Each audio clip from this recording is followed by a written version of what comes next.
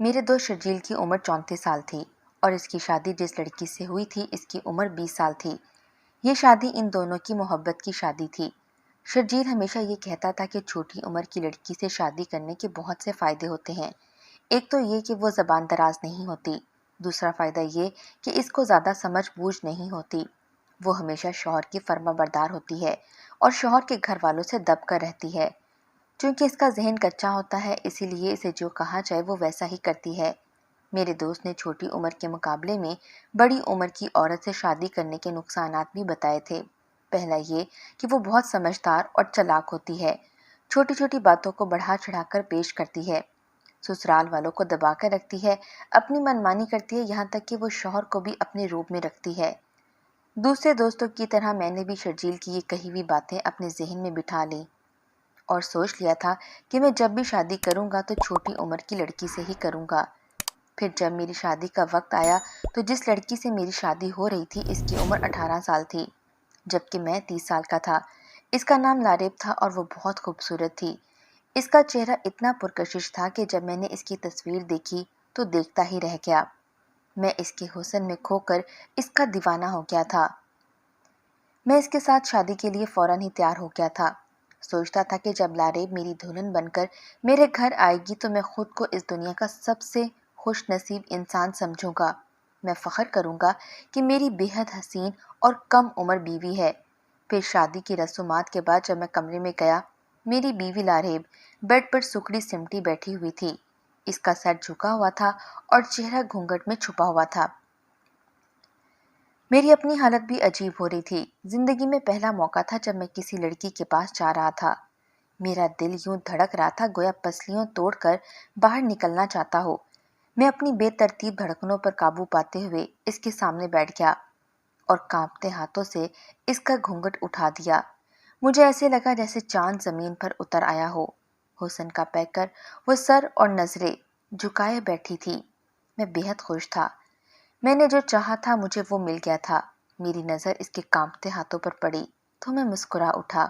اس کی بھی وہی حالت ہو رہی تھی جو میری ہو رہی تھی، لیکن اسے سہما اور خوفزدہ دیکھ کر مجھے خوشی ہو رہی تھی۔ مجھے ایسی ہی بیوی چاہیے تھی جو مجھ سے دب کر رہے، میں جیسا کہوں ویسا ہی کرے۔ شرجیل نے مجھ سے کہا تھا کہ جب میں بیوی کو دیکھوں تو اس کی تعریف میں زمین و آسمان کے قلابلے نہ ملا دوں۔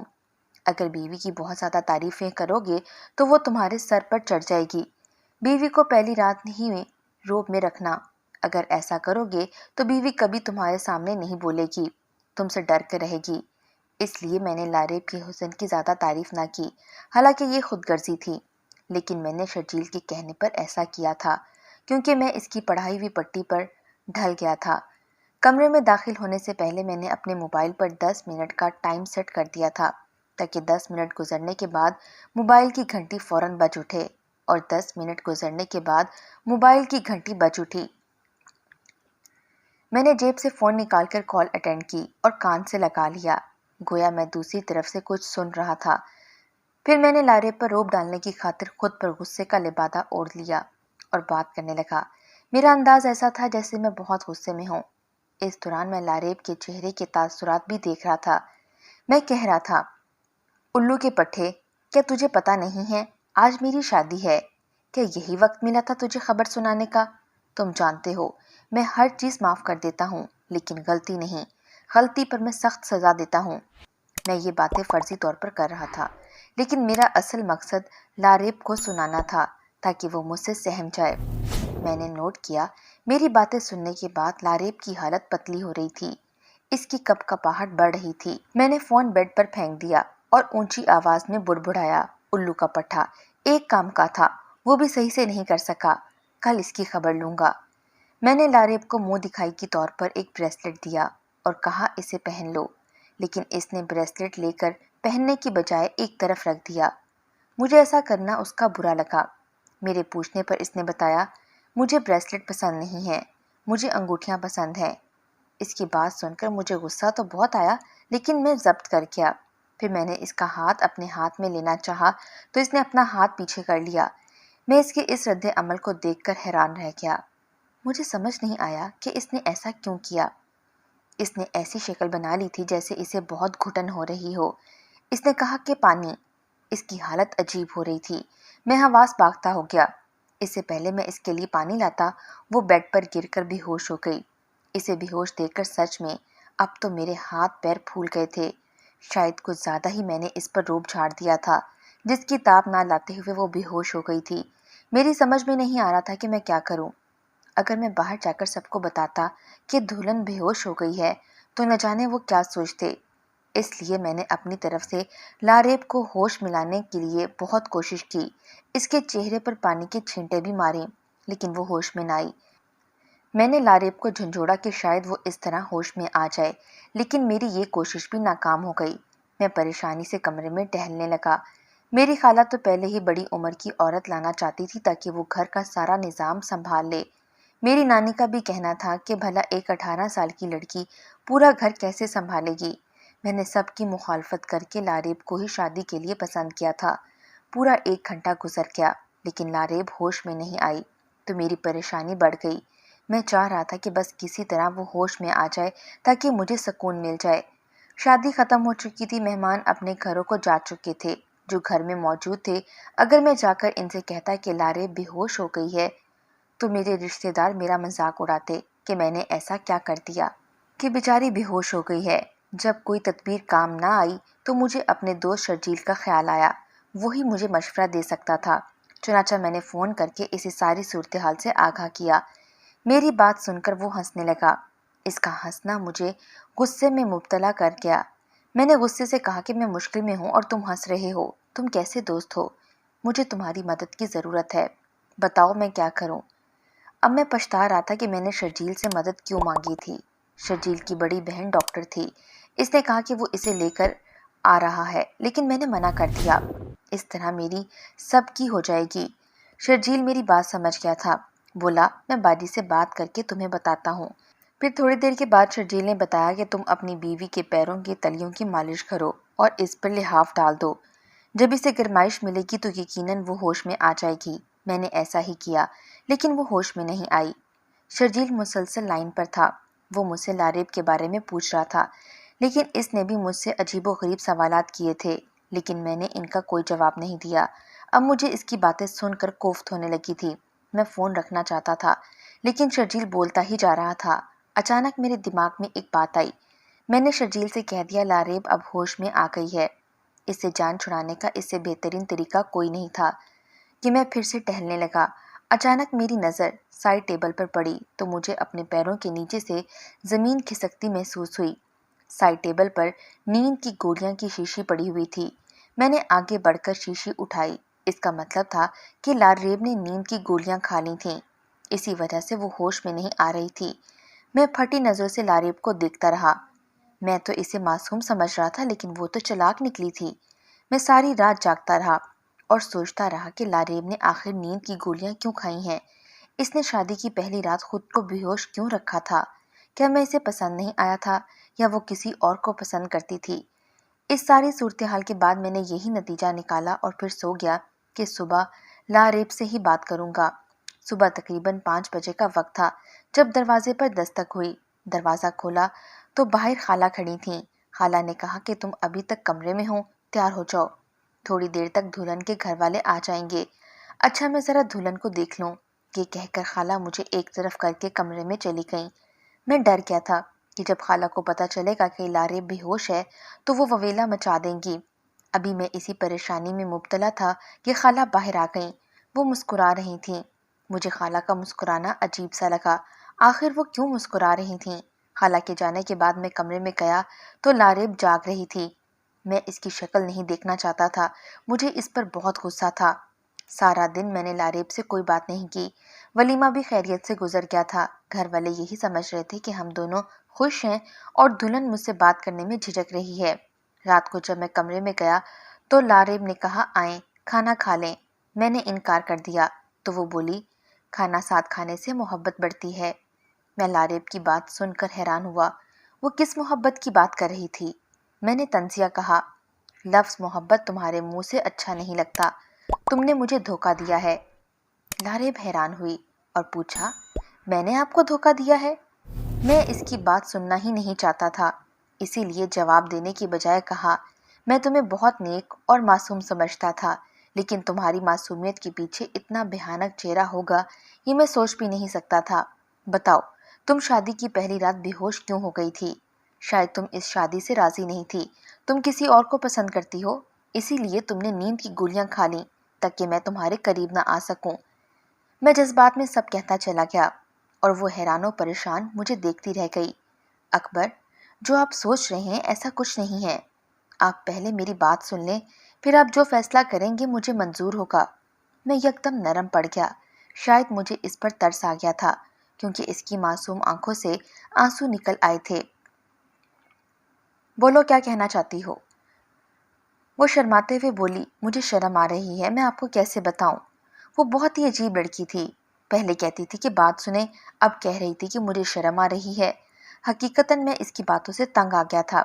جب اس نے کوئی بات نہیں بتانی تھی میں غصے سے کمرے سے باہر چلا گیا۔ اس دن کے بعد پھر عجیب مسئلہ ہو گیا تھا جس سے میں پریشان ہو گیا تھا۔ مسئلہ یہ تھا کہ لاریب روز رات کو روتی تھی۔ میں جب اسے رونے کی وجہ پوچھتا تو وہ نہ بتاتی۔ مجھے اس پر غصہ آ جاتا تھا اور میں اسے جھڑک دیتا تھا، جس سے وہ مزید رونے لگتی اور روتے روتے سو جاتی تھی۔ میں نے سوچا شاید میں نے کم عمر لڑکی سے شادی کر کے بہت بڑی غلطی کر دی ہے، شاید مجھے وہ قبول نہیں کر پا رہی، یا وہ کسی اور سے محبت کرتی ہے اور اسے یاد کر کے روتی ہے۔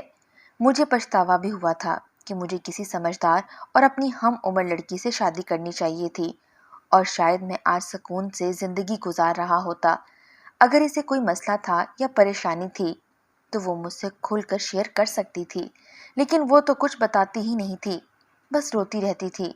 کافی سوچ و بچار کے بعد میں نے یہی فیصلہ کیا کہ میں خالہ کو سب بتا دوں گا تاکہ وہی لاریب سے بات کریں کہ ایسا کیا مسئلہ ہے۔ دوسری بات یہ تھی کہ خالہ یہ سب سننے کے بعد مجھے تانے دیتی کیونکہ لاریب میری پسند تھی اور میں نہیں چاہتا تھا کہ مجھے وہ کوئی ایسی بات کہیں۔ لاریب تو ایسے روتی تھی جیسے میں نے اس پر بہت ظلم کر دیا ہو۔ کبھی کبھی مجھے اس پر ترس بھی آتا تھا اور میرا دل نرم پڑ جاتا تھا۔ کئی دن گزرنے کے باوجود بھی اس نے کچھ نہیں بتایا، شاید وہ اب مجھ سے خوفزدہ تھی۔ ایک روز میں نے باتوں باتوں میں ایک اور دوست ناظم سے لاریب کے حوالے سے بات کی تو کچھ دیر سوچنے کے بعد اس نے کہا کہ اکبر، کم عمر لڑکیاں بہت نازک اور معصوم ہوتی ہیں، ان کو کئی باتوں کا پتہ نہیں ہوتا۔ تم اپنی بیوی سے پیار اور محبت سے بات کرو، اسے سمجھاؤ کہ اب وہ تمہاری بیوی ہے اور اسے تمہارے ساتھ زندگی گزارنی ہے۔ تم اس کے دکھ سکھ کے ساتھی ہو، مجھے امید ہے کہ وہ تمہاری بات سمجھ جائے گی۔ چونکہ میرا دل لاریب سے اچاٹ ہو چکا تھا اور میں نے فیصلہ کر لیا تھا کہ اب کبھی بھی لاریب سے میں فضول بات نہیں کروں گا، لیکن میں نے ناظم کے کہنے پر لاریب سے بات کرنے کا فیصلہ کیا تھا۔ میں جاننا چاہتا تھا کہ وہ روزانہ رات کو کیوں روتی ہے۔ اس رات سونے سے پہلے میں نے اسے اپنے پاس بلایا۔ وہ سعادت مندی سے چپ چاپ آ کر میرے پاس بیٹھ گئی۔ اس کا سر جھکا ہوا تھا اور نگاہیں اپنے ہاتھوں پر تھیں۔ میں نے پیار سے کہا، لاریب، مجھے بتاؤ، تم نے شادی کی رات نیند کی گولیاں کیوں کھائی تھیں؟ اگر کوئی راز کی بات ہے تو مجھ سے بیان کر سکتی ہو، میں تمہارا شوہر ہوں۔ اگر تم مجھے نہیں بتاؤ گی تو کس کو بتاؤ گی؟ میرے پیار بھرے لہجے کا اثر تھا کہ لاریب بولنے پر مجبور ہو گئی۔ اس نے جھجکتے ہوئے ایک عجیب سی بات بتائی، اکبر، میں نہیں چاہتی تھی کہ آپ میرے پاس آئیں، ورنہ آپ کو مجھ سے شاید نفرت ہو جاتی اور آپ مجھے ہمیشہ کے لیے چھوڑ دیتے۔ میں تجسس میں پڑا کہ آخر ایسی کیا بات تھی جس سے مجھے لاریب سے نفرت ہو جاتی۔ یہ جاننے کے لیے میں بے چین تھا۔ میں نے کہا، مجھے سمجھ نہیں آ رہی تم کیا کہنا چاہتی ہو؟ تم میری بیوی ہو، بھلا مجھے تم سے نفرت کیوں ہوگی؟ میں نے تم سے شادی نفرت کرنے کے لیے تھوڑی کی ہے۔ ہم جتنا ایک دوسرے کو سمجھیں گے تو ہم میں محبت بڑھے گی۔ بتاؤ، آخر کیا خاص بات ہے؟ لاریب کچھ دیر سر جھکا کر بیٹھی رہی، پھر بولی، اکبر، میں آپ کو ایک راز بتا رہی ہوں اور مجھے امید ہے آپ یہ راز اپنے تک ہی محدود رکھیں گے۔ میں نے کہا، ہاں، میں تمہارا راز اپنے تک ہی رکھوں گا۔ لاریب کچھ مطمئن ہوئی اور بولی، میرے گھر والوں نے آپ کے ساتھ دھوکہ کیا ہے، انہیں ایسا نہیں کرنا چاہیے تھا۔ آپ کو شادی سے پہلے بتا دینا چاہیے تھا تاکہ آپ فیصلہ کرتے کہ آپ کو مجھ سے شادی کرنی ہے یا نہیں۔ آپ شاید سمجھ رہے ہیں کہ میری زندگی میں کوئی اور ہے جس سے میں محبت کرتی ہوں اور اس کی خاطر روتی رہتی ہوں، تو ایسی کوئی بات نہیں ہے۔ میں ایک بہت بڑی مصیبت میں ہوں۔ مجھے اگر معلوم ہوتا کہ آپ کو میرے گھر والوں نے میرے بارے میں کچھ نہیں بتایا تو میں شادی سے انکار کر دیتی۔ लारेब की बात सुनकर मैं मजीद उलझ गया था, लेकिन मैं अंदर ही अंदर पुरसकून हो गया था कि लारेब की जिंदगी में मेरे अलावा और कोई नहीं है। मैंने लारेब को तसल्ली दी और मोहब्बत पाश लहजे में कहा, लारेब, तुम मुझे बताओ कि तुम्हारे साथ क्या मसला है। तुम मेरी बीवी हो, मुझ पर एतमाद कर सकती हो। मैं तुमसे वादा करता हूँ कि तुम्हारी बात को न सिर्फ राज रखूंगा, बल्कि मुमकिन हुआ तो तुम्हारी मदद भी करूंगा। हम एक दूसरे का लिबास हैं। कोई शौहर नहीं चाहेगा कि वो अपनी बीवी को बेलिबास करे। तुम मेरी हमसफर हो और मैं अपनी सारी जिंदगी तुम्हारे साथ गुजारना चाहता हूँ। मेरी जज्बाती बातों से वो कायल हो गई। फिर इसने मुझे एक ऐसी बात बताई जिसे सुनकर मैं हैरान हो गया। इसने बताया कि अक्सर औरतों को एक बीमारी होती है, जो मुझे भी है। मैं शादी के लायक नहीं हूँ, मैं औलाद पैदा नहीं कर सकूंगी, लेकिन मेरे वालिदैन ने मेरी बीमारी से आगाह होने के बावजूद आपसे शादी कर दी। मैं आपको अपनी बीमारी के मुतालिक बताना चाहती थी, लेकिन शादी की पहली रात आपका रूप देखकर मैं डर गई और डर की वजह से नींद की गोलियां खा लीं और इसलिए कुछ नहीं बता सकी। मैं मुतमईन और पुरसकून था कि मैंने लारेब के बारे में जो सोचा था वैसा नहीं था। वो पाकबाज, मासूम और बाहया लड़की थी। मैंने इसे तसल्ली दी और अगले रोज़ मैं इसे डॉक्टर के पास लेकर गया। लेडी डॉक्टर ने चेकअप के बाद कहा कि लारेब को जो बीमारी है वो काबिल इलाज तो है, लेकिन इलाज काफ़ी महंगा और तवील है। डॉक्टर की बात सुनकर मैं सोचने पर मजबूर हो गया कि अगर मेरे घर वालों को पता चल गया तो वो लारेब के बारे में क्या राय कायम करेंगे। इसे कोसेंगे, ताने देंगे, इसे ही कसूरवार ठहराएंगे। इसीलिए मैंने फैसला कर लिया, मैं अपने घर वालों को इस बारे में कुछ नहीं बताऊंगा और खामोशी से लारेब का इलाज करवाऊंगा। मैं जानता था कि ऐसी बीमारी के बारे में किसी से जिक्र नहीं किया जाता, वरना औरत को ही कसूरवार माना जाता है। इसे ही मनहूस और बांझ कहा जाता है।